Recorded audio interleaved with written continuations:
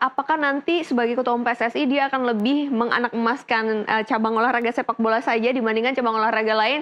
Ini adalah fakta-fakta menarik yang bisa kita jadikan satu sampel bahwa pengalaman Pak Erick Thohir sudah berbicara begitu ya. Semoga saja di rencana kerja berikutnya tidak hanya nggak ada yang fokus lah, pada sepak bola saja. Jadi, begitu. Ada hal menarik sebenarnya ketika Erick Thohir terpilih sebagai ketua umum PSSI ya, kalau saat itu menjadi Menteri BUMN.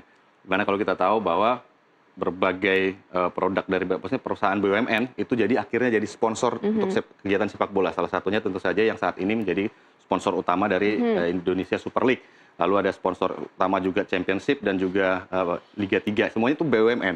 Nah ini tentu diharapkan nanti bisa menjalar ke cabur-cabur lain. Cabur lain, betul. Atletik, terus juga badminton juga mungkin ya. Panjat tebing juga kan ya.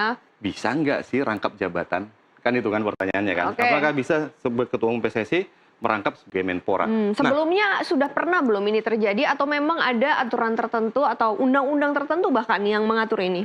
Nah, sebenarnya kalau di statuta FIFA ya, tidak diatur mengenai rangkap jabatan. Yang diatur itu adalah mengenai independensi sebuah organisasi atau anggotanya. Dalam artian ada di pasal 14, 15, dan 17 atau enggak 19 kalau nggak salah ya. Itu terkait dengan masalah pemilihan ketua umum atau pemilihan dalam sebuah organisasi atau anggota federasi FIFA.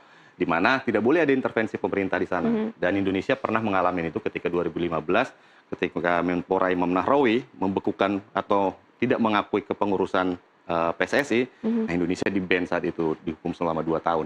Nah, jadi dia tidak secara eksplisit menjelaskan mengenai rangkap jabatan itu. Jadi nggak ada aturan yang tertulis yang memang saklek atau maksudnya serta-merta menyatakan bahwa tidak boleh rangkap jabatan pemerintah dan juga ketua umum PSSI itu nggak ada.